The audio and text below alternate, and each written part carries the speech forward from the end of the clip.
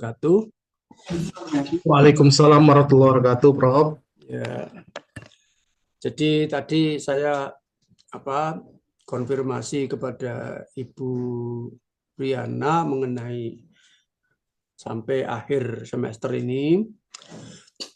Saya berencana pertemuan saya ini adalah yang terakhir, gitu. Kemudian nanti diteruskan, dilanjutkan oleh Ibu Riana di Bismart. Ya. Kemudian saya berencana tugas 5 itu sebagai tugas akhir, sekaligus sebagai ujian. Nah, jadi soal ujian sudah diberikan 1 bulan sebelumnya. Tenang ya Ibu. Ya, terima kasih, Prof. Di samping itu diterangkan juga gitu kan.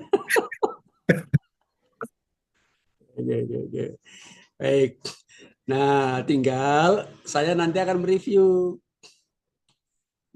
tugas-tugas yang belum saya review, ya tugas 4. Dan jangan saya ingin mengingatkan kembali, yaitu untuk tugas 1, 2, 3 juga tolong diperbaiki. Tugas 4 juga nanti kalau sudah saya review, mungkin perlu perbaikan, saya sampaikan. Gitu aja. Sehingga seterusnya nanti pada acara ke-15 ada acara online juga, nanti ya Bu dihandle oleh Bu Riana. Baik Ibu dan Pak sekalian yang saya hormati, sebelumnya Bismillahirrahmanirrahim. Assalamualaikum warahmatullahi wabarakatuh. Waalaikumsalam warahmatullahi wabarakatuh. Mari kita berdoa dulu. Bismillahirrahmanirrahim. Ya, cukup. Baik. Saya teruskan Bapak Ibu. Mungkin bisa tolong sudah direkam ya oleh Bu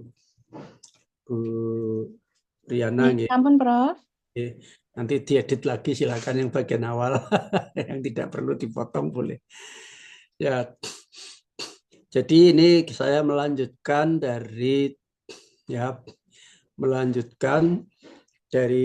minggu yang lalu yang sudah saya videokan dalam bentuk YouTube, di mana saya berbicara mengenai isomorfisme, ya, isomorfisme. Nah, sebetulnya kalau dibandingkan dengan hermeneutika, gitu, isomorfisme itu adalah metodenya,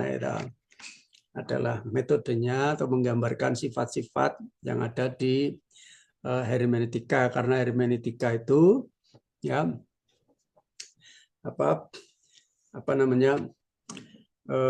menghubungkan antara dunia satu dengan dunia yang lain, kan begitu.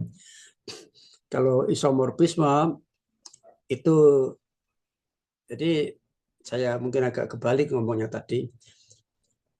Hermeneutikanya itu yang merupakan metodenya daripada isomorfisme yang ada. Ya, dunia-dunia yang berisomorfisme itu kemudian dioperatkan melalui metode hermeneutika. Nah, seperti kita tahu semua bahwa di dalam metode hermeneutika yang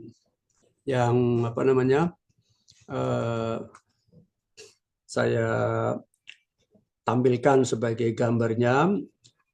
Boleh kalau saya ingin tampilkan lagi, ya sebentar. Akan saya tampilkan lagi.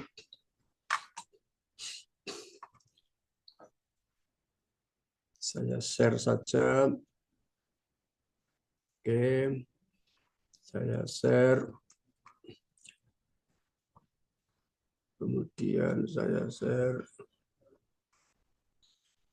Sudah kelihatan Bapak Ibu? Sudah ya? Sudah. Jadi walaupun mungkin sudah saya diterangkan berkali-kali juga nggak apa-apa. Jadi hermeneutika ini kan sebetulnya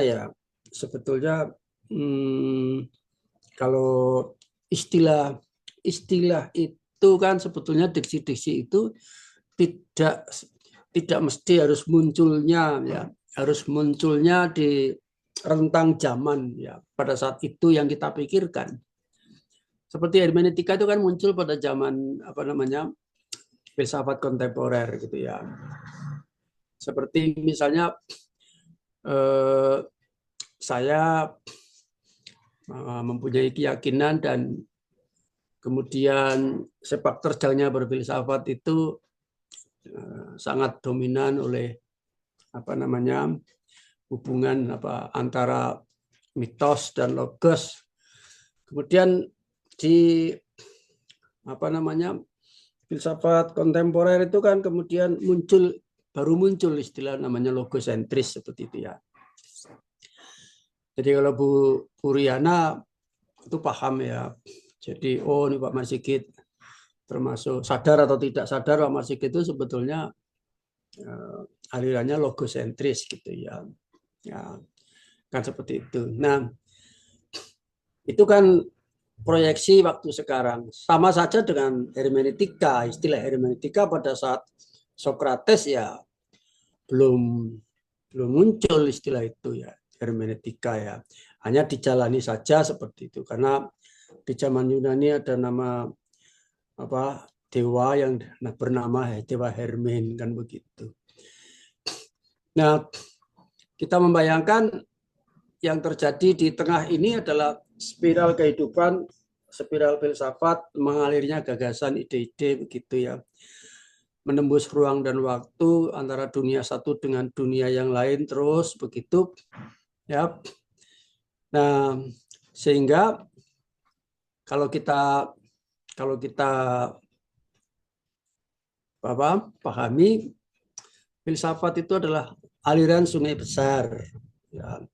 Sungai besar ilmu atau gagasan-gagasan di mana setiap orang yang masuk ke dalam aliran itu tidak bisa terbebas dari aliran air yang bermacam-macam sumbernya.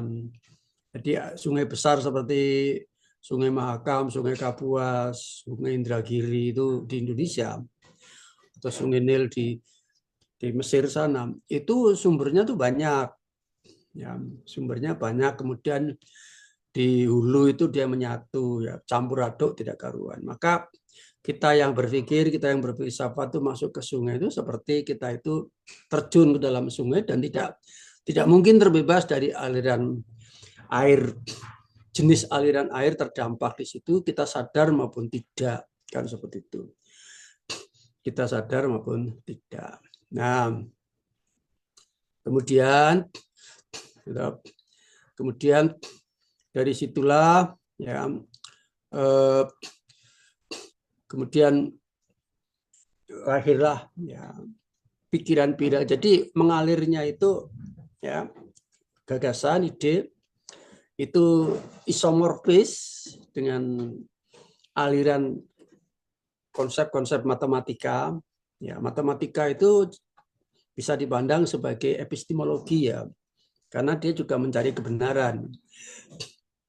Matematika itu bisa dipandang sebagai epistemologi. Dia mengalir mulai dari zaman Mesopotamia, Babilonia sampai Mesir kuno, kemudian dibawa oleh pelaut, kemudian dibawa ke Yunani, dan di Yunani kemudian ke Eropa Barat, dari situlah ke seluruh dunia. Maka itu sungai itu isomorfis dengan sungai gagasan atau ide-ide. Gagasan atau ide-ide. Tapi secara filsafat memang yang menonjol memang dimulai di Yunani karena itu kan sebagai pemberontakan kepada keadaan mitos kan seperti itu. Nah, maka lahirlah gagasan-gagasan ya yang kemudian akan saya tayangkan juga. Lahirlah gagasan-gagasan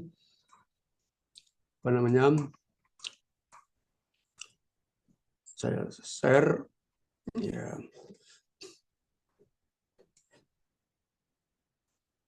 Baik.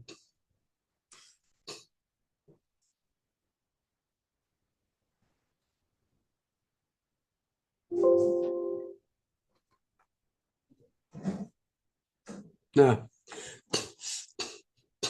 lahirlah gagasan-gagasan, ya, gagasan-gagasan filsafat yang isomorfis dengan gagasan-gagasan matematika. Ya, di situ. Nah, karena ini saya ambil isomorfisme gagasan-gagasan filsafat dengan gagasan matematika atau ide-ide matematika. Nah, di sana ada isomorfisme dengan gagasan-gagasan pendidikan. Itu nanti akan kita lihat ya. Gagasan-gagasan pendidikan. Karena apa? Karena kita jumpai bahwa seorang tokoh atau seorang filsuf itu dia juga membawa gagasan matematika, dia juga membawa gagasan filsafat, dia juga membawa gagasan pendidikan, kan seperti itu. Misalnya tokoh Sokrates, gitu kan. Nah, tokoh Sokrates itu dia di sana sudah menggunakan atau mengembangkan metode dialektika di dalam filsafat itu ya. Nah, sementara nilai-nilai pendidikannya dari Sokrates yang menonjol ya memang awal daripada penggunaan ingatan atau memori gitu ya untuk belajar seperti itu misalnya. Ya. Nah, kemudian juga sama Plato. Dari sisi filsafatnya, Plato itu adalah seorang idealis ya. Adalah seorang idealis, Sokrates juga seorang idealis, maka nanti kita akan melihat apa yang mungkin sudah diterangkan oleh Bu Riana, yaitu idealisme pendidikan ya, atau pendidikan dengan aliran idealis seperti apa. Nah, dari gagasan filsafat ini karena dia isomorfis dengan aliran daripada matematika, ada aliran daripada ilmu atau pengetahuan, dan aliran daripada pendidikan. Maka lahir pula pendidikan, misalnya pendidikan yang idealis, pendidikan yang realis, ya. Untuk realis itu kaitannya dengan empiris juga, ya. Kemudian pendidikan yang bersifat rasional, ya, sampai yang terakhir yang dikatakan sebagai kontemporer, ya, gitu. Baik, seperti itu, Bapak Ibu. Nah, dari tabel ini kita bisa merunut, gitu ya, merunut dari zaman dulu sampai zaman sekarang, ya. Singkat cerita, ya, concern atau kepedulian saya ini adalah kondisi sekarang ini, di mana pendidikan sebetulnya itu dalam keadaan semacam pertarungan, ya, pertarungan antara absolutisme dengan deretan lain yang bersifat sebagai antitesisnya, atau mereform atau memberontak dalam tanda petik positif untuk memperbarui atau menginovasi, begitu ya. Mulai dari tokohnya Aristoteles, ya, realisme itu, kemudian juga diteruskan oleh ada Francis Bacon, ada John Locke, ada Berkeley, ya, yang dia lebih cenderung kepada empiricism, ada yang David Hume dan seterusnya. Dan ini tokoh-tokoh itu tokoh-tokoh yang peduli terhadap subjek belajar, ya, terhadap subjek belajarnya. Nah, sedangkan yang tokoh sebagai yang diantitesiskan ini, absolutisme ini, seperti matematik misalnya, ini matematik formal itu, ya, matematik is for mathematics, ya, tidak peduli yang belajar itu sulit atau mudah, gitu ya, nggak peduli, ya. Nah, di dalam sampai sekarang ini sosiokonstruktivis itu dipengaruhi banyak tokoh, bahkan di situ ada isomorfisme bahasa, ya. Ada isomorfisme bahasa yang kemudian tokoh yang terakhir dari bahasa itu kan Derrida ya. Derrida yang kemudian ya sampai kepada filsafat bahasa, filsafat analitik ya. Kenapa bahasa dikatakan filsafat analitik? Karena dia logis begitu. Juga ada Sir Bertrand Russell juga ada ini juga ya. Kemudian juga ada yang namanya Wittgenstein ya. Wittgenstein itu bahkan menganggap matematika itu sebagai bahasa ya, saking pentingnya bahasa ya. Bahkan Lakatos sendiri mengatakan ilmu bersifat relatif kan begitu kan. Nah, ini sebetulnya untuk membuat taman kebunnya daripada siswa-siswa mulai dari siswa SD, SMP sampai SMA ya, supaya mereka punya kesempatan untuk belajar mengembangkan diri menuju ke arah keilmuan sebelum sampai menjadi ilmuwan sejati seperti yang ada di dalam absolutisme. Kalau absolutisme kan ilmuwan sejati yang sudah jadi, tinggal di sini produknya yang diharapkan, gitu. Seperti sekarang menghasilkan AI, menghasilkan HP, handphone, komputer canggih dan lain sebagainya itu kan dari absolutisme, ilmu-ilmu dasar biologi, kimia, fisika, matematika itu semua yang mendasarinya. Sehingga dari sisi keperadaban manusia di tingkat nasional maupun tingkat dunia, maka yang kelihatan itu ya. Yang kelihatan itu ya orang-orang tokoh-tokoh di absolutisme ini.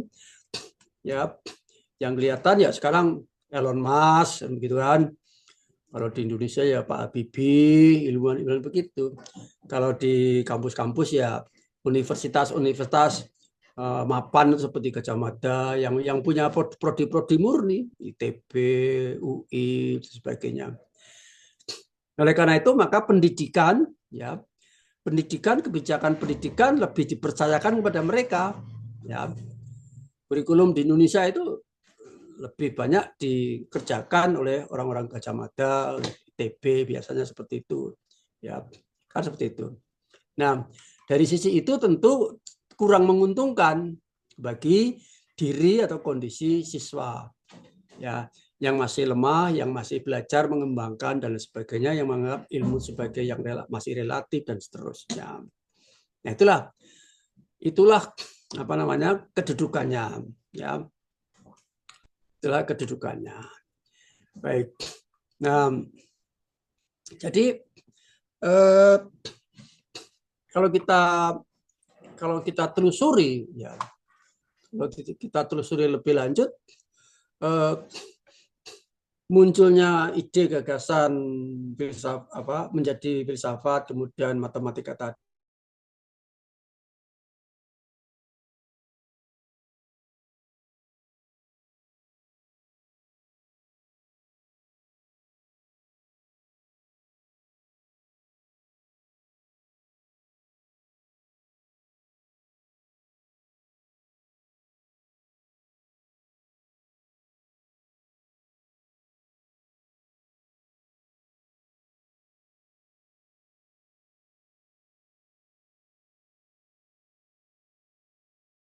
dunia pendidikan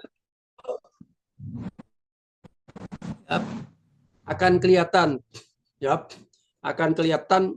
mereka-mereka yang sudah mapan ya, sudah teraktualisasi itu akan sebetulnya mereka itu adalah sudah dalam pengembangan dunia ego mereka masing-masing gitu ya.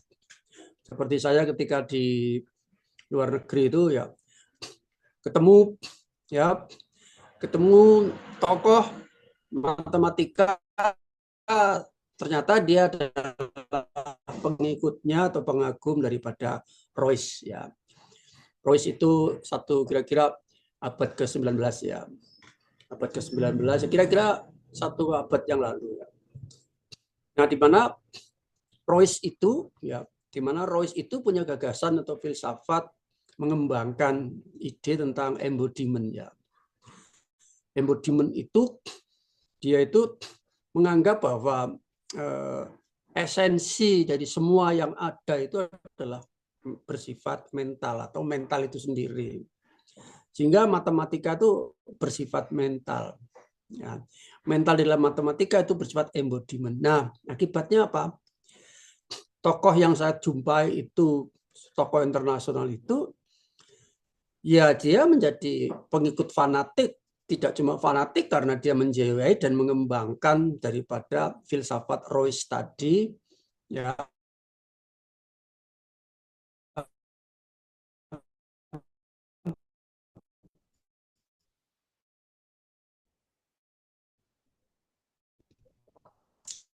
Kalau perlu mendiskusi dengan saya berseberangan, ya, karena saya cenderung kepada sosiokonstruktivis. Akhirnya puncaknya sampai pembicaraan pada masalah matematika yang realistik, matematika realistik atau matematika konkret begitu. Nah, sampai di sini terbuka antara saya dengan dia, tidak terjadi kesesuaian atau tidak setuju. Di mana saya meyakini dan mengembangkan di Indonesia matematika realistik dalam rangka untuk supaya siswa itu mudah belajar matematika, dalam rangka itu matematika disesuaikan dengan kebutuhan siswa. Sementara tokoh yang saya jumpai tadi itu, ya, diskusinya panjang ini, mulai dari bandara, hotel dan sebagainya sampai ruang sidang, ke bandara lagi, ketemu lagi, terus ya sampai sekarang masih perbedaan itu. Dan dia tidak mengakui, tidak mau tahu realistik matematik itu apa, gitu kan. Yang dia tahu ya embodiment itu, gitu. Nah, jadi sekarang ternyata saya ini yang seorang sosiokonstruktivis ternyata bertemu dengan seorang yang idealis di dalam bidang pendidikan. Nah, idealis dalam bidang pendidikan itu kalau di ruang dan waktunya tarik ke belakang kan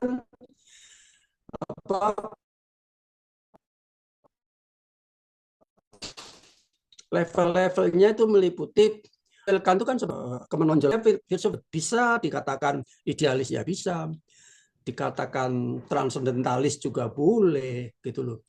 Karena dia paling lengkap, karena dia memang memposisikan diri di muara pertempuran antara rasionalisme dan empirisisme begitu. Ya. Nah, di sini Immanuel Kant juga membuat antitesis, ya, antara Descartes dan dari empirisisme dari David Hume. Karena ekstrimnya terjadi di situ juga. Descartes punya pandangan bahwa tidak akan ada ilmu kalau tidak ada pikiran atau tidak ada rasional. Sementara David Hume mengatakan tidak ada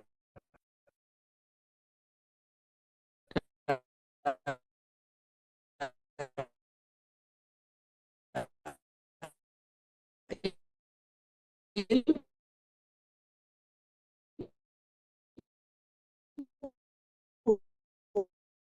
tidak akan ada ilmu kalau tidak.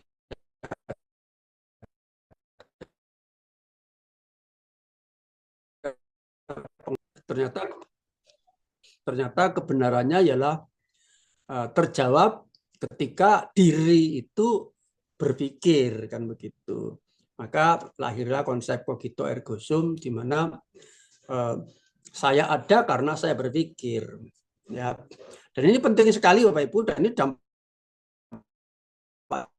luas sekali, terutama kaum feodal itu juga penjajah Belanda itu kan ketika ke Indonesia itu kan kenapa bisa menjajah Indonesia?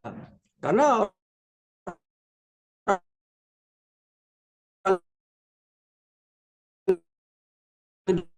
Indonesia diajak berdialog belum bisa, tidak bisa ada, kemudian ya aku ada gitu loh ya. Ya karena tidak ada ya tidak dapat bagian. ya kan begitu, tidak berpartisipasi dan lain sebagainya, dan tidak perlu didengarkan dan sebagainya. Dan idealisme ini artinya Descartes ini dengan menonjolkan dari pemikiran rasional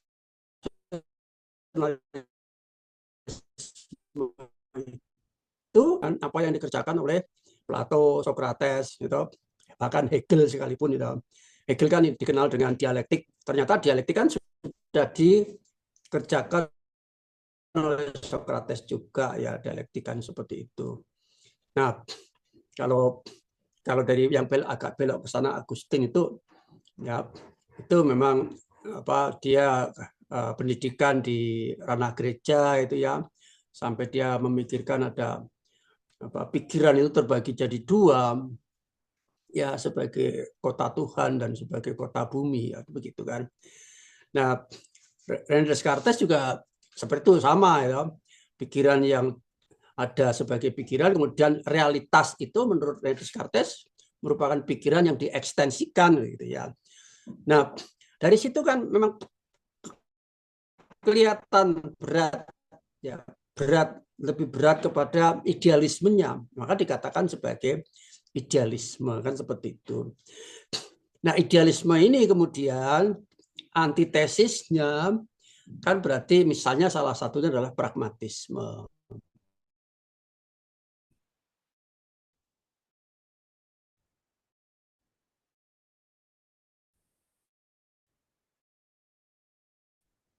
Kan gitu kan, kepada alam semesta, ya, kepada realita, mengakui bahwa ada realita, baik itu realita kehidupan maupun realita sosial, kan gitu kan.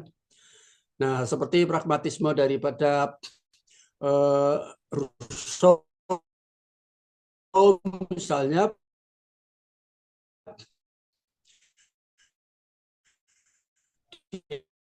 itu manusia itu pada hakikatnya baik, berpikir demikian, tapi berpikirnya adalah memanfaatkan pergaulan sebagai, kalau bentuknya ya cooperative learning lah, ya, untuk pragmatisme yang lain yang mengolah daripada realita atau alam semesta ini melalui metode-metode saintifik, misalnya adalah Darwin, gitu, yang terkenal dengan teori evolusi, gitu ya. Kalau mau, jadi kalau pikiran Darwin ini, kalau kita misalnya, kalau saya setiap pagi itu, ya, berlatih terbang setiap pagi, gitu ya. Kalau umur saya sampai 1000 tahun, setiap pagi selama ribuan kali setahun itu latihan terbang, itu teori evolusi kan, gitu. Nah, bukti bahwa apa namanya, ide gagasan itu mengalir bak sungai itu, Darwin ini pun diteruskan oleh kita sebagai scientific, ya, sehingga filsafatnya dikatakan scientificism, gitu. Sehingga filsafatnya disebut.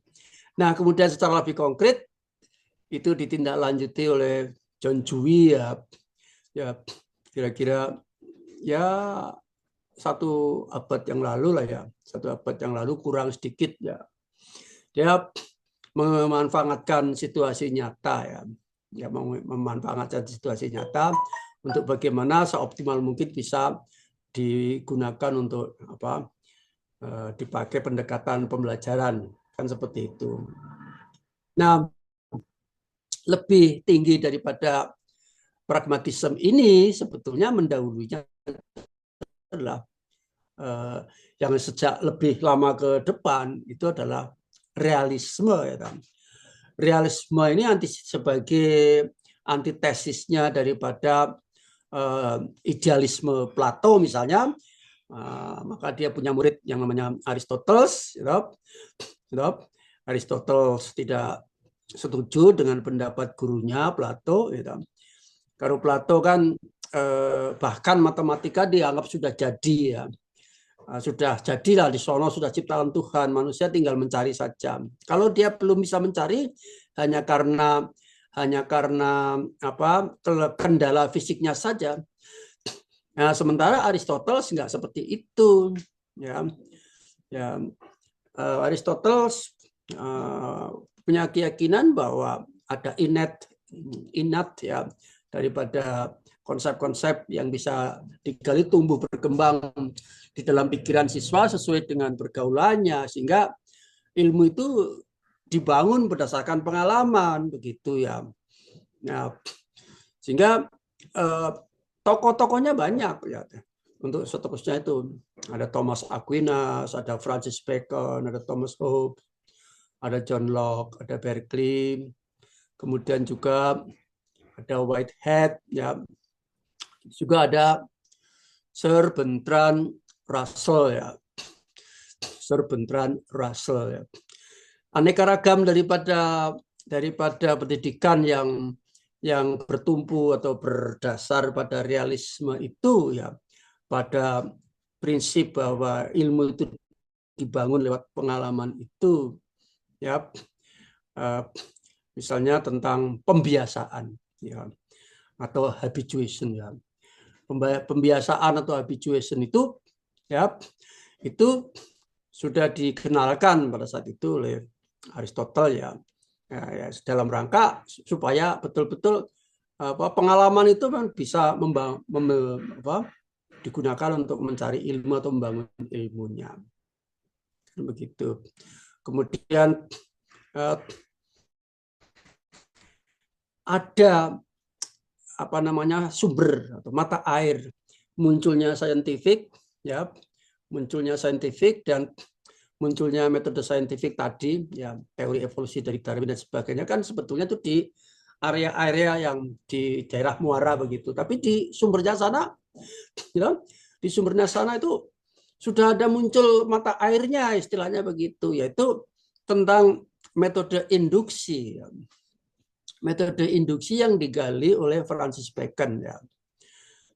Metode induksi yang digali oleh Francis Bacon, kira-kira ya sekitar 500-600 tahun yang lalu lah, ya.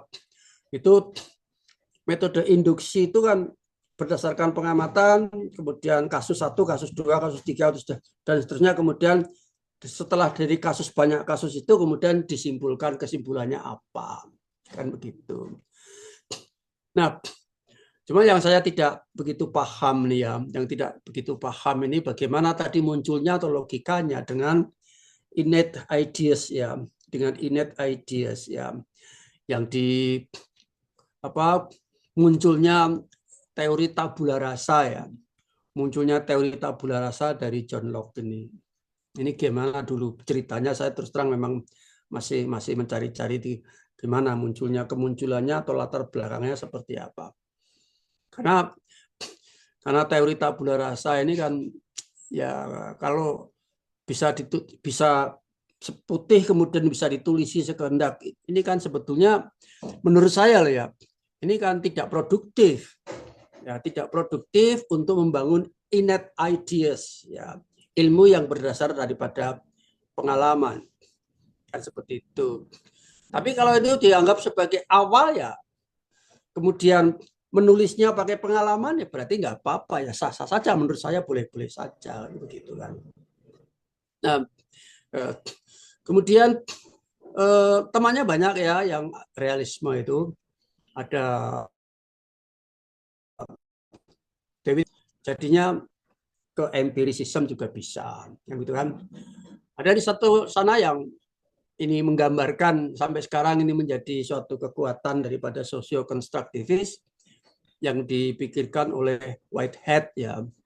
Whitehead itu, ya, kira-kira ya satu abad kurang sedikit lah yang lalu itu, dia memandang bahwa subjek didik siswa itu sebagai suatu subjek yang hidup, ya, subjek yang hidup dengan perkembangannya, ya, mulai dari tahap pertama dia ranahnya ranah afektif, kemudian setelah itu tahap ketelitian, kemudian tahap intelijen dan sebagainya, dan setelahnya tahap generalisasi.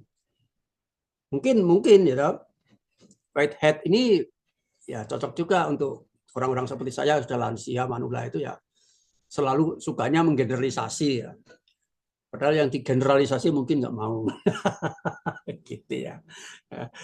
Karena gitu. Nah, kalau kemudian, karena begini Bapak Ibu, sejarahnya kan tangan abad ini ya, tahun 1950-an ya kira-kira ya, ketika kemudian Presiden Soekarno getol-getolnya ingin membangun Indonesia, kemudian mengirim sebanyak-banyaknya mahasiswa ke Amerika. Amerika itu kan luas, ya. Amerika itu kan luas. Ada Amerika bagian utara, maksudnya bukan Amerika Utara, tapi bagian utara, bagian tengah, bagian selatan, ya, dengan aliran-aliran yang cukup kuat begitu. Menurut apa namanya analisis saya, ini orang-orang yang dikirim ke sana tuh yang pada akhirnya pulang kembali ke Indonesia menjadi orang-orang hebat. Ada yang jadi menteri, ada yang jadi pejabat, lain sebagainya ya, tokoh-tokoh ya, ilmuwan sebagainya.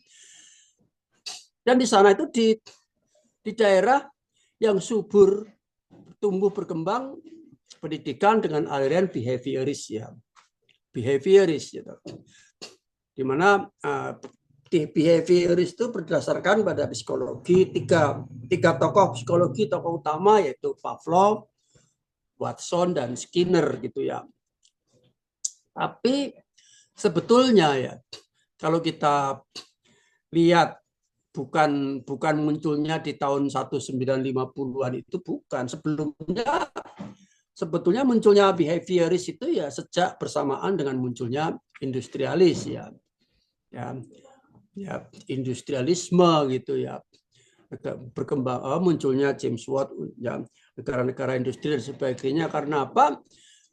Menurut saya behavioris itu ujung tombak dari industrialis, dari kapital, dari penjajah, ya, kemudian dari hegemoni, kolonialisme dan seterusnya, feodal ya. Karena apa? Karena behavioris ini sebetulnya memposisikan siswa dalam keadaan yang pasif, memposisikan siswa dalam keadaan yang tidak berdaya ya, yang diperlakukan sebagai tong kosong ya, kemudian diisi air sembarang itu oleh gurunya ya, dan gurunya memperlakukan diri, menganggap dirinya sebagai superhero atau ya manusia setengah dewa ya, Superman dan sebagainya gitu ya. Nah, cocok kalau saya mengambil satir nih ya, pendidikan yang berorientasi kepada ambisi orang tua melawan pendidikan yang berorientasi kepada kebutuhan siswa, pilih mana? Ya, sebagian orang itu tentu akan pilih kepada kepentingan orang tua, karena kepentingan orang tua itu nanti akan menjamin ya. Orang tua di sini dalam arti yang saya maksudkan ya, yang saya sindir secara satir tadi, orang tua itu bisa guru, kepala sekolah, pejabat, dinas, sampai gubernur, menteri, ya, bahkan presiden, bahkan tokoh industri internasional, Donald Trump dan sebagainya. Itu orang dewasa. Dan itu terbukti sekarang ketika Donald Trump itu melihat negaranya mulai kacau ya, mulai mengalami dekadensi mental ya. Kemudian pertama-tama dia terapi pakai ekonomi gitu. Dia membuat kebijakan dengan tarif-tarif perang dagang ekonomi dengan Cina dan seluruh dunia. Tapi ternyata enggak itu saja. Pendidikan dibubarkan di sana ya. Kementerian Pendidikan dibubarkan. Mungkin beranggapan bahwa ini enggak ada manfaatnya pendidikan itu. Ya, enggak ada manfaatnya. Ternyata kalau kita lihat di video-video itu di Amerika kan dekadensi moral itu kan di hampir semua kota sekarang yang terjadi adalah dominan para gelandangan. Dan gelandangan itu identik dengan pengguna obat ya, narkoba dan lain sebagainya. Dan itu kan sangat mengerikan. Ya. Nah, begitu ya, digerogoti dengan seperti itu, maka kambing hitamnya itu akan muncul mulai dari industri perdagangan, pendidikan, bahkan imigran gelap, semua terkena semuanya. karena kan akan mengadakan terapi. Nah, kalau berhasil ya, kalau tidak berhasil ya terkena sendiri, semakin banyak, semakin runtuh dan semakin hancur ekonominya kan seperti itu. Kita lihat saja nanti perkembangannya. Nah, sehingga setali tiga uang yang terjadi di Indonesia tidak jauh beda. Karena terjadi di Indonesia itu kan karena Indonesia itu kan sejarahnya itu kan pendidikan itu diwariskan oleh Belanda ya. Oleh penjajah Belanda kan seperti itu. Dan penjajah Belanda itu siapa? Itu feodal ya. Gitu. Feodal penjajah mau tidak mau adalah dia punya kepentingan ujung tombak daripada kapital dan industri. Maka behavioris menjadi sangat cocok. Bahkan sekarang pun juga begitu. Ya, kalau ditanya Presiden Donald Trump pendidikan yang seperti apa? Ya pendidikan yang dapat untung banyak, gitu. Pendidikan yang dagangannya untung macam-macam, yang tidak rugi dan sebagainya. Ya seperti itu kalau ditanya kan seperti itu. Itu artinya apa? Pendidikan di mana ambisi orang tua kan begitu. Boro-boro ya, jangankan kita tuh memperhatikan ke apa namanya anak-anak. Anak-anak kan di sini dianggap sebagai kelompok yang rentan, kelompok yang apa namanya tidak berdaya dan sebagainya. Bagi sebagian orang mungkin berpikir apa untungnya membela anak-anak gitu ya. Karena secara ekonomi tidak malah hanya menghabiskan uang saja atau begitu. Nah, itu mungkin ya. Itulah sebabnya di Indonesia itu sudah budaya sudah menjadi heredity ya, menjadi apa namanya semacam kultur ya, kultur gen yang mengalir semacam itu ya. Semua di antara kita terlahir dengan dunia pendidikan behavior, kemudian ya lihat tetangga mengajar behavioris, kita dulu kuliah sekolah juga dengan behavioris dan sebagainya, sehingga kita seakan-akan hidup di kubangan behavioris itu yang sulit kita untuk membuat antitesis. Itulah sebabnya ya, inovasi apapun yang dilakukan selalu mengalami kekandasan atau gagal gitu ya. Karena saking kuatnya behavioris. Bahkan ketika disponsori dengan apa namanya dana-dana seperti itu ya, kita bisa melihat bagaimana Indonesia itu melakukan inovasi pendidikan, mulai dari ada realistic mathematics education, ada lesson study, gitu. Kemudian juga ada proyek-proyek yang lain, pizza sekarang semuanya itu ya. Nah, ujung-ujungnya ternyata resepnya adalah CBSA, cara belajar siswa aktif. Gitu. Di mana cara belajar siswa aktif nggak favorit bagi behavioris. Ya. Dan behavioris ini kan sebetulnya perubahan tingkah laku. Gitu. Dengan Pavlov yang kemudian dulu percobaannya pakai anjing itu ya, kemudian dikasih stimulus, lahirlah stimulus respon di situ ya. Siswa disamakan bahwa dikasih stimulus kemudian merespon begitu. Kan sebetulnya ya sangat iba. Ini kalau dari sisi sekarang ya melanggar hak asasi manusia juga kan. Ngeri juga kan. Kita memperlakukan siswa itu sebagai sekedar objek yang dikasih stimulus kemudian dilihat responnya.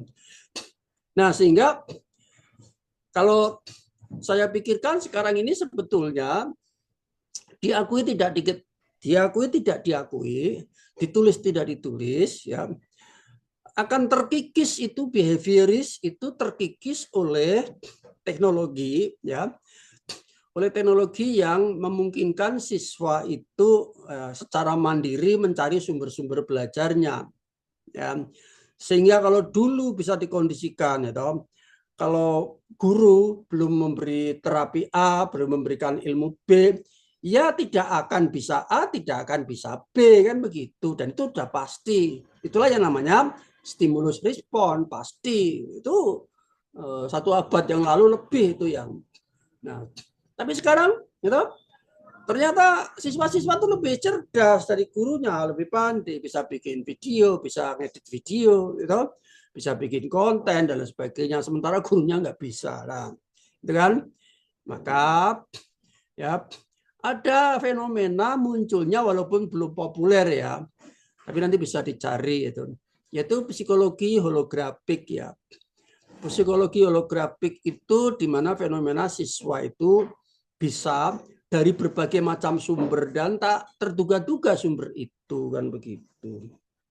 Sehingga guru-guru yang tidak mampu, tidak mau mengikuti tren ini, dia akan tertinggal. Ya. Dia akan tertinggal. Jika transisi ini akan menyebabkan guru-guru jadul itu ya dengan behaviorism itu dia akan berkali-kali akan mengalami kegoncangan atau keterkejutan. Oh, terkejut saya. Kenapa Bu terkejut? Loh, siswaku belum saya ajari kok sudah bisa. Nah, itu ya. Itu salah satu contoh gitu kan. Nah, itulah maka sudah di warning ya sebetulnya ya. Sudah di warning oleh Freire ya. Freire itu pada awal abad ke-20 ini ya, orang Brasil kalau nggak salah itu, Freire, dengan mengembangkan suatu pendidikan dengan sistem yang semacam menggugat gitu ya, menggugat daripada behaviors ini ya, sehingga dikatakan sebagai merekonstruksi. Maka kalau dikatakan sebagai filsafat ya rekonstruksianisme ya juga boleh kan begitu kan. Kan begitu. Sampai-sampai Freire ini kemudian menyatakan bahwa fungsi daripada pendidikan itu adalah liberation, pembebasan ya. Liberation, pembebasan. Dan setali tiga uang atau selaras ya, munculnya tokoh-tokoh yang lain yang disebutkan di situ ada Kaon misalnya. Dia sudah mengingatkan bahwa nanti ya berikutnya akan didominasi oleh penggunaan dan pengembangan daripada sains dan teknologi kan begitu kan. Nah, sehingga setelah itu maka ada semacam warning juga ya, tokoh-tokoh dari rekonstruksi ini yang lain memberi warning bahwa harus dibedakan antara schooling dengan pendidikan kan begitu. Sekarang kita kan tahu boarding school itu ada dan pendidikan juga ada, bahkan juga ada namanya lembaga bimbel juga ada kan begitu ya, berbagai macam begitu. Ada pendidikan-pendidikan yang spesifik. Dan menurut saya ada fenomena yang menarik sekarang ini ya, terus terang saja yang dilakukan oleh KDM ya, Kang Deddy Mulyadi ya, Gubernur Jawa Barat itu mengirimkan siswa-siswa yang nakal ke barak militer kan begitu kan. Ya menurut saya ini tidak tepat ya. Tidak tepat dan saya tidak setuju kalau diminta pendapatnya. Kenapa? Satu itu melabelkan. Label negatif itu kan stigma ya. Seseorang dikatakan nakal ya. Kenapa tidak dikatakan siswa kreatif gitu kan? Kan begitu. Nah, labelnya terkena pada siswanya juga, siswa yang nakal. Yang kedua juga terkenal pada baraknya itu sendiri, karena barak itu tempat orang nakal kan begitu, nanti akhirnya kan seperti itu, terkenal seperti itu. Yang berikutnya pendidikan dalam arti schooling, pendidikan dalam arti education, dalam arti di barak pelatihan dan sebagainya sangat beda. Kalau pendidikan militer itu kan khusus ya, diarahkan pada khusus, maka pendidikan di militer itu behaviors pangkat 10 ya. Behavior jelas itu, karena ada di situ yang namanya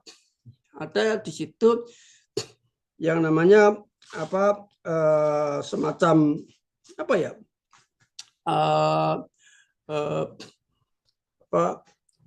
pedoman-pedoman yang sangat ketat yang harus dijalankan begitu ya. Seperti militer itu kan pedomannya kan harus memenangkan pertempuran, perang, kan gitu kan. Nah, kan seperti itu. Maka menurut saya kalau itu untuk siswa yang umum nanti hasilnya bisa parsial. Bisa parsial. Kecuali sekalian itu dibuat transisi para siswa itu sekalian masuk di kader untuk menjadi calon tentara, nggak ada masalah kalau memang seperti itu ya. Fungsinya menjadi sekolah seperti sekolah Nusantara. Kan seperti itu. Nah, jadi di sini ya direkonstruksi menurut saya di rekonstruksianisme itu ada sesuatu yang selalu dunia itu selalu ada ya, deviasi-deviasi yang bersifat lebay, yang bersifat berlebihan menurut saya. Karena apa? Ada tokoh yang namanya Bramelt ya. Ada tokoh yang namanya Bramelt itu sampai-sampai dalam rangka untuk membangun, merekonstruksi pendidikan itu, sampai-sampai dia ngomong dikurangi atau bahkan dihilangkan nasionalisme kebangsaan. Coba ngeri nggak? Ya, akhirnya apa? Dalam rangka untuk mencapai satu bangsa di dunia ini yang disebut dunia sebagai satu, lahirlah globalisasi, kan seperti itu. Jadi globalisasi itu ada tokohnya, ya, seorang Bramelt itu ya, yang lahirnya sekitar 1900 gitu ya. Nah, sehingga kalau kita lihat di televisi channel itu, saya melihat ada Wion ya, ada Wion. World is one. Nah, kalau saya langsung tidak setuju world is one. Kalau saya ya dunia itu banyak. Supaya apa? Supaya kita tuh berdaya.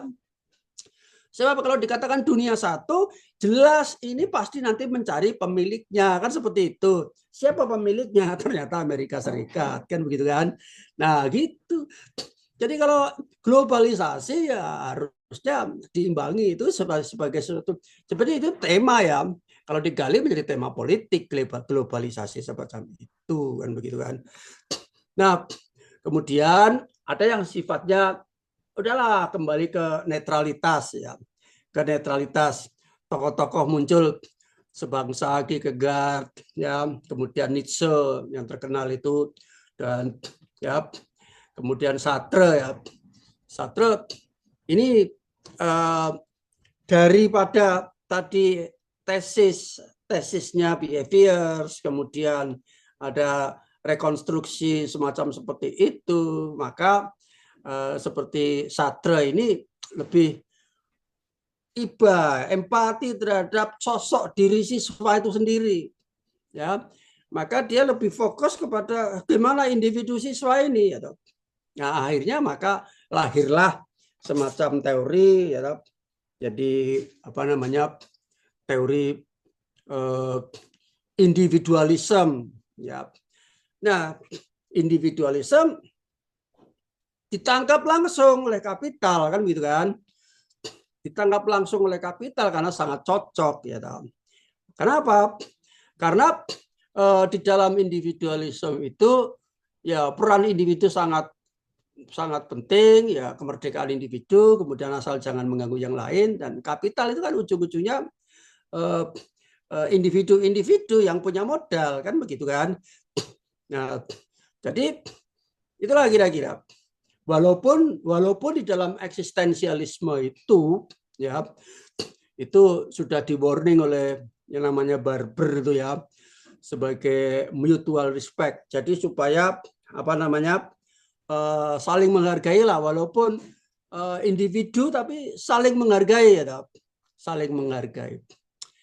Nah, kemudian ini seru ini ya, munculnya eksistensialisme itu seru, ya, karena Kierkegaard itu menolak ya konsep-konsep daripada Hegel tentang dialektikanya itu, kemudian dia nggak setuju. Kemudian Nietzsche ya, Nietzsche itu bahkan terpancing ya, Nietzsche itu bahkan terpancing oleh filsafat agak pinggiran ke sana ya. Dia Nietzsche ini kan pengagum daripada Darwin ya. Kemudian dia membayangkan ingin menghasilkan pendidikan sebagai Superman, menghasilkan Superman, manusia superhero, manusia yang hebat lewat pendidikan seperti itu. Nah, dalam dinamikanya lahirlah buku kalau nggak salah itu ya, namanya God is Dead. Nah, ngeri toh? Oh Tuhan kok mati itu loh. Ya, kan ngeri. Nah kalau saya gampang menerjemahkannya ya, God is dead ya.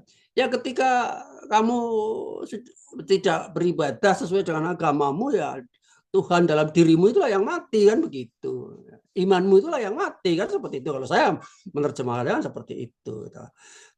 Nah sehingga ya, pada saat itu di sela-sela pada akhir zaman itu, kebingungan ya, menurut saya bukan kebingungan sih ya, kebebasan orang berorientasi berorientasi kepada diri siswa menjadi individualisme, berorientasi kepada kelompok menjadi sosio culture, kemudian berorientasi kepada bahkan ekstrim seperti Marxisme maaf ini karena kita juga punya stigma Marxisme dengan adanya pemberontakan G30 PKI itu kan kita terstigma negatif oleh Marxisme. Apa-apa yang berbau Marxis bagi kita sudah menjadi penyakit atau sakit kan gitu kan.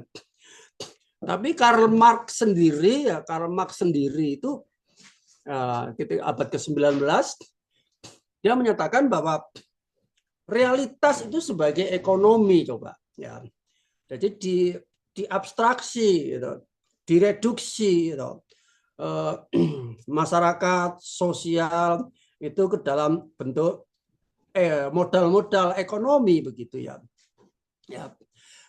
Nah, si Nietzsche tadi, si Nietzsche itu dan juga si Sartre akhirnya bersinggungan dengan konsep bahwa ekonomi yang dikembangkan oleh Marx itu ini karena memang lingkungannya adalah dialektik material yang dibawa ide oleh Engel oleh Engel itu dialektik daripada suatu realita yang kemudian menghasilkan gagasan bahwa realita itu sebagai satuan-satuan ekonomi. Nah, dipengaruhi atau digabung atau dilandasi oleh pemikiran daripada Sartre yang individualisme, maka ekonomi-ekonomi yang berkembang itu akan melahirkan korporat yang besar yang kemudian akan melahirkan tokoh-tokoh tunggal yang sangat kuat. Seperti di Indonesia juga ada kan seperti itu. Maka lahirlah yang namanya oligarki. Dan ini dikembangkan, dipikirkan oleh yang namanya Marcuse oligarki dikembangkan oleh itu. Sebetulnya filsafat itu kan pertemuan banyak banyak aliran-aliran. Schooling sendiri artinya kan aliran Schooling sendiri itu kan aliran. Nah, schooling zaman sekarang, zaman power now sekarang ini atau zaman kontemporer itu adalah schooling yang positif.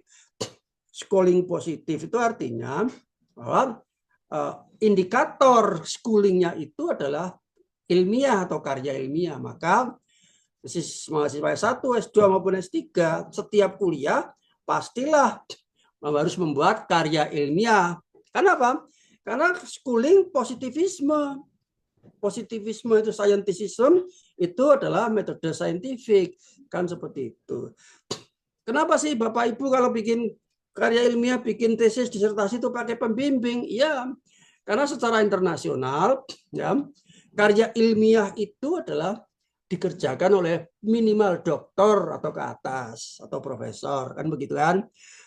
Maka Bapak Ibu yang S2, baru S2 atau yang belum lulus S3 masih mahasiswa, kalau mengirim jurnal harus didampingi dengan penulis kedua yang sudah doktor dan profesor kan seperti itu.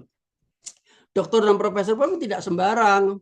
Karena kalau karyanya belum banyak, belum dikenal sebagainya, mungkin sulit juga ditampilkan karya-karya itu gitu ya.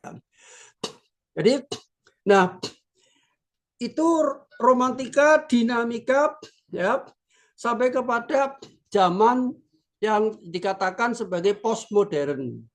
Postmodern atau kontemporer Postmodern atau kontemporer. Kita di zaman sekarang ini Bapak Ibu mungkin mewaspadai adanya kecenderungan. Kenapa sih orang pada suka demo? Kenapa sih orang pada suka demo pada suka konflik dan lain sebagainya? Ternyata dari sistem-sistem pendidikan mulai dari pendidikan apa namanya idealis sampai pragmatis, behavioris, ya eksistensialisme seperti itu, ya ternyata mungkin tidak memberikan jaminan ya semacam kepastian untuk memperoleh suatu kebenaran yang hakiki kan begitu kan. Maka ya Foucault itu ya 50 tahun yang lalu kira-kira ya Foucault ini ya mungkin orang Perancis nih ya Foucault ini ya. Dia ini sebagai bapaknya konflik begitu ya. Karena Foucault ini menganggap bahwa kebenaran itu akan muncul dari konflik. Maka semakin banyak konflik semakin baik tentu kalau menurut logikanya ini. Kan begitu kan? Menurut logikanya itu. Itulah kenapa seakan-akan konflik itu menjadi lazim, ya, menjadi terbiasa perang Israel Palestina, Rusia, Ukraina dan sebagainya, kemudian tawuran sebagainya. Sadar tidak sadar, yang sadar itu adalah mungkin aktor intelektualnya, ya, mungkin yang sadar itu aktor intelektualnya. Lah ini ada teorinya dari Foucault, gitu, ya. Dia meninggal tahun 80-an ya. Dia mengatakan bahwa sebenar-benar kebenaran itu akan munculnya akan dari konflik kan begitu. Nah, begitu. Nah, sehingga setelah hal semacam itu maka diidentifikasi, diterjemahkan, ditafsirkan, ya, dan seterusnya. Fenomena-fenomena itu selalu muncul, baik itu bersifat laten, imanen, tenggelam, muncul di permukaan, seperti misalnya kolonialisme. Zaman Belanda dulu sudah ada kolonialisme, begitu ada industri, negara industri muncul, begitu pula kolonialisme muncul. Sebab apa? Memerlukan bahan baku, memerlukan sumber alam, dan lain sebagainya. Nah, sehingga ya jelas lah kayak Amerika nggak suka kepada Indonesia. Amerika itu nggak suka kepada Indonesia karena di Indonesia itu ada program hilirisasi itu kan. Nah kalau hilirisasi di Indonesia berjalan kan itu artinya sumber-sumber alam itu di negara barat kan terhenti, berbahaya, ya. Gitu. Maka Indonesia nggak suka dengan kepemimpinan yang mempromosikan hilirisasi. Jadi kolonialisme itu kalau di antara ngaku tidak ngaku, antara tersembunyi, antara implisit dan eksplisit, gitu. Saya jadi sadar setelah baca berita kemarin ternyata ya ujung-ujungnya Amerika sebetulnya antara kalah bersaing, antara keinginan mengeksploitasi sumber-sumber, sistem pembayaran keuangan kita kris juga diserang, kalau perlu dibubarkan dan sebagainya. Itu kan sebetulnya persaingan dagang, ya toh, persaingan dagang yang harusnya sehat. Tapi kan tidak hanya dari sisi itu. Kalau dari sisi behavioris tadi ya kepentingan orang tua itu bisa artinya kepentingan orang dewasa, orang yang punya power, kepentingannya Donald Trump itu kan begitu. Maka gitu, salah satu cara mungkin lebih persuasif, lebih halus ya yang dilakukan oleh Derrida itu adalah bagaimana supaya semuanya itu, karena ternyata ya, dapat disimpulkan semuanya adalah terlahir atau implisit, sembunyi di balik teks, begitu ya, sembunyi di balik teks. Oleh karena itu pemaknaan teks menjadi sangat penting. Nah, oleh karena itu maka lahirlah ya filsafat analitik ya. Analitik itu logis, bahasa itu logis. Jadilah, nah ketemu satu dengan yang lain tokoh bahasa, gitu. Ketemu dengan tokoh-tokoh yang lain, lahirlah filsafat dekonstruksi teks ya. Nah, lahirlah filsafat bahasa sampai akhir zaman. Saya pikir, saya proyeksikan nanti sampai akhir zaman ke sana, nanti filsafatnya tetap filsafat bahasa ya. Itulah sebabnya sekarang sudah mulai terasa tulisan saya tentang memperebutkan filsafat itu menjadi penting. Memperebutkan filsafat, kalau Kapital yang memperebutkan sumber daya. Nah, sekarang ada memperebutkan bahasa atau memperebutkan teks, atau memperebutkan kebenaran lewat bahasa. Maka dibuatlah hoax segala macam, Itu di medsos yang kita lihat sekarang. Ada kasus-kasus ijazah palsu, ya isu-isu ijazah palsu, ada isu-isu yang lain, ya, mutasi dan lain sebagainya. Semua bahkan ada yang video yang menayangkan sesuatu yang seperti nyata gitu ya. Padahal sebetulnya itu cuma ilustrasi. Ya.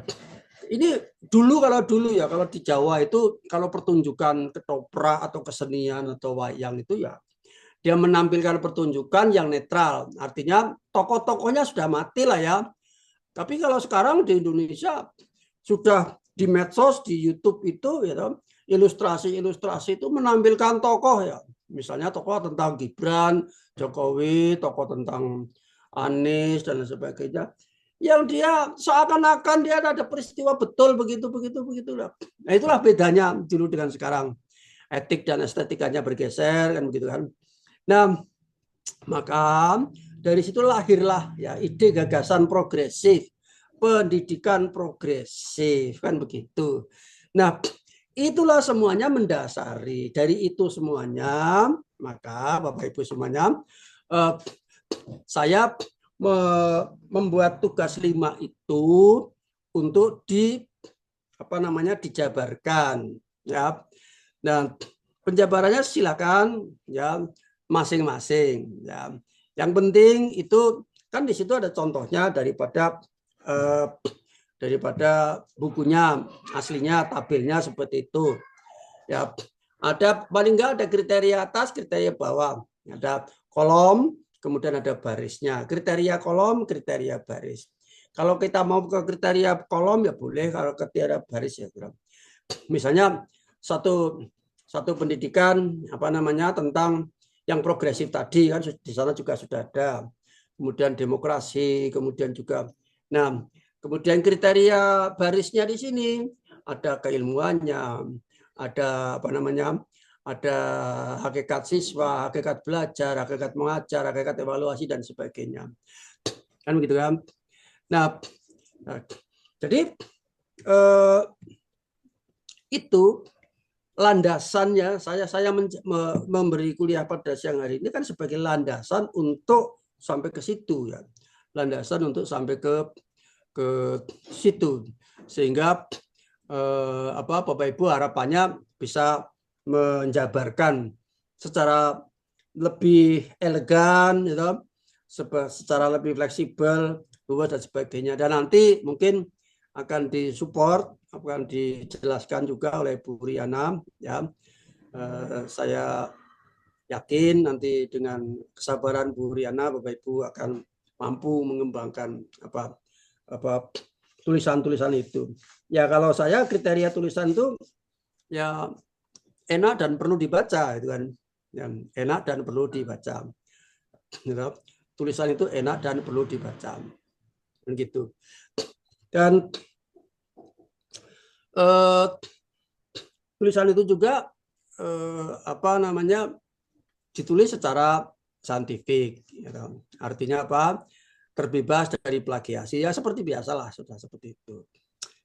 Pak Sriyanto, ini waktunya kita sudah selesai. Izin Prof, ya waktunya sudah mau berakhir Prof. Izin berakhir, ini saya ada yang mau saya tanyakan Prof. Boleh.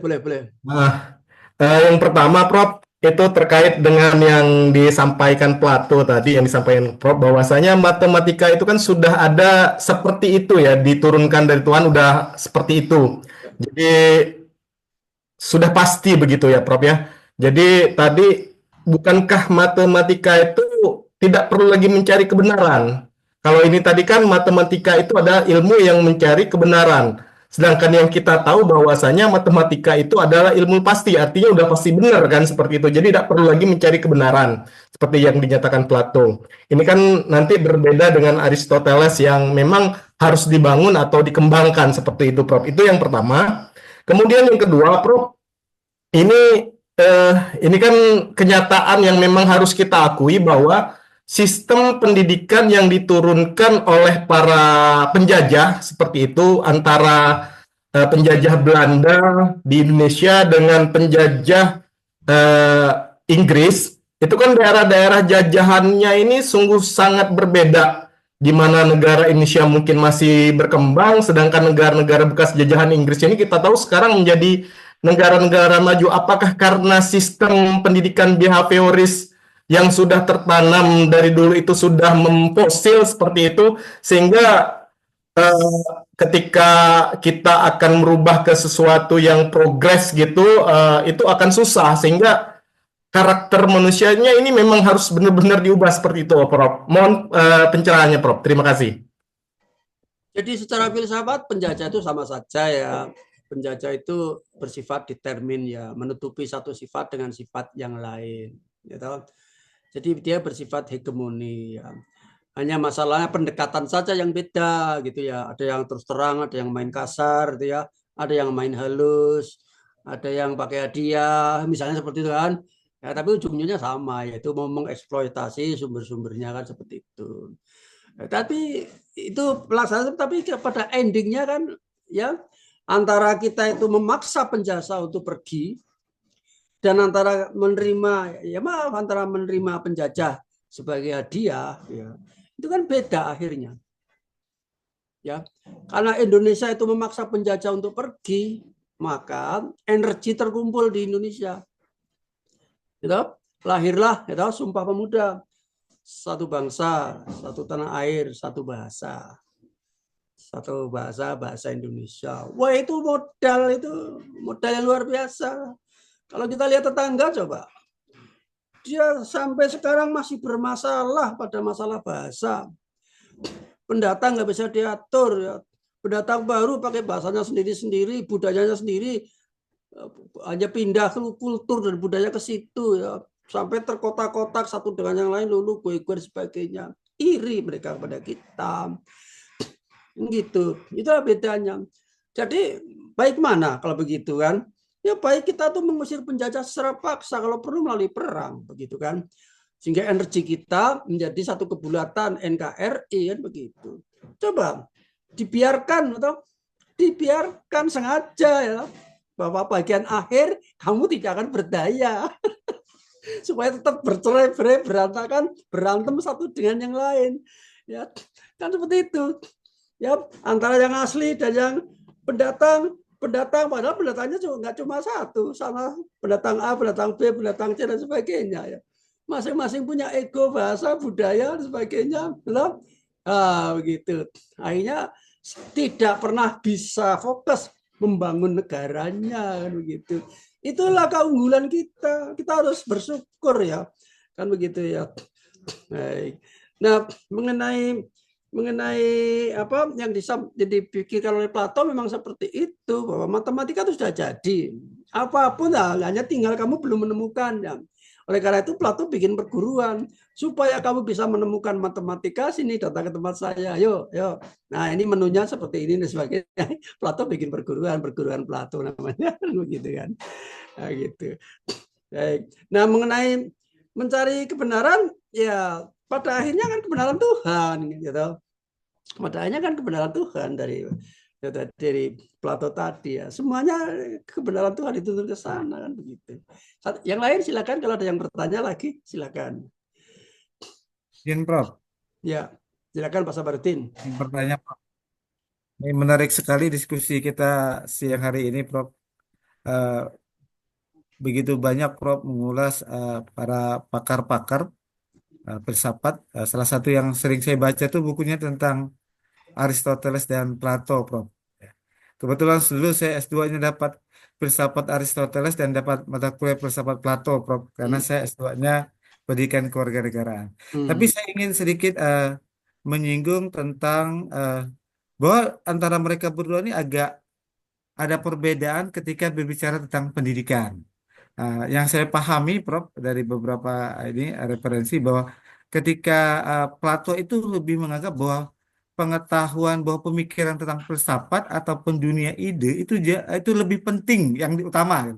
Sedangkan Aristoteles terbalik, dia menganggap bahwa dunia nyata ataupun dunia indrawi yang pasti-pasti itu lebih lebih penting begitu. Saya ingin mendapatkan pencerahan dari profesor, walaupun mereka sebenarnya berbeda ketika berbicara tentang pendidikan, ada nggak Prof titik temunya bahwa mereka ini sepakat satu hal tentang pendidikan? Mohon Prof diberikan pencerahannya. Ya.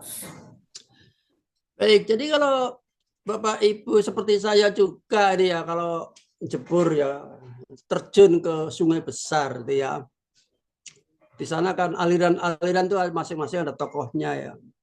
Ada tokohnya ya. Kalau kita nggak menyadari ya kita seperti hanya kayu yang terapung-apung gitu aja, terombang-ambing di sana ya sudah ya. Kalau kita tidak menyadarinya. Tapi kalau kita menyadarinya, kita bisa berenang, memilih begitu ya. Nah, perbedaan itu karena perbedaan hakiki. Makanya filsafat itu kan sebetulnya radik ya. Dalam sedalam-dalamnya ya sudah tidak bisa lagi dikompromikan di sana. Ya, baru sampai Immanuel Kant. Sebetulnya Immanuel Kant itu mendamaikan dua sungai besar, sungai rasional dan sungai empiris. Dan sungai rasional itu nggak cuma dari Descartes, gitu, tapi dia ditelusuri sampai Plato kan begitu, bahkan sampai Socrates gitu. Yang sungai besar empiris ini kalau ditelusuri ke sana sampai Aristoteles kan begitu. Ketemunya di mana? Ketemunya di sintetik a priori gitu. Pengalaman itu sintetik, pikiran itu a priori. Sebenar-benar ilmu menurut Immanuel Kant adalah sintetik a priori. Kalau hanya analitik a priori-nya René Descartes, itu hanya mengandalkan pikiran, tapi mengabaikan pengalaman. Kalau hanya sintetik a posteriorinya David Hume, dia mengandalkan atau mendewa-dewakan pengalaman, tapi mengabaikan pikiran. Kan begitu. Oleh karena itu dikawinkan, diambil dari rasionalisme itu adalah a priori, diambil dari empiris itulah sintetik. Satu diksi saja sintetik a priori. Itu yang disimpulkan oleh Immanuel Kant seperti itu. Sehingga Immanuel Kant menjadi lengkap. Kan begitu. Baik, kemudian Bapak sekalian, nanti akan diteruskan oleh Bu Riana ya. Bu Riana mohon kalau bisa ini direkam kembali juga nggak apa-apa ya, sebagai kenang-kenangan untuk kuliah ini ya. Kalau nanti bermanfaat saya share ke kelas-kelas yang lain juga boleh, dan juga umum bisa mendengarkan ya, karena memang tujuan kita perkara ada kekurangannya wajar lah ya, tapi harapannya ini menjadi motivasi dan trigger begitu. Mohon nanti Ibu Riana bisa membersamai para bapak-bapak ibu ini sampai terakhir. Nanti saya tinggal menunggu tugas, dan tugas itu yang tugas 5 itu sebagai tugas akhir, termasuk adalah untuk soal ujian begitu. Jadi saya tidak mengadakan ujian, tapi ujian dalam bentuk tugas, dan soalnya sudah saya kirimkan ya, bahkan beberapa minggu yang lalu. Baik, tapi deadline-nya untuk tugas itu kalau bisa sebentar.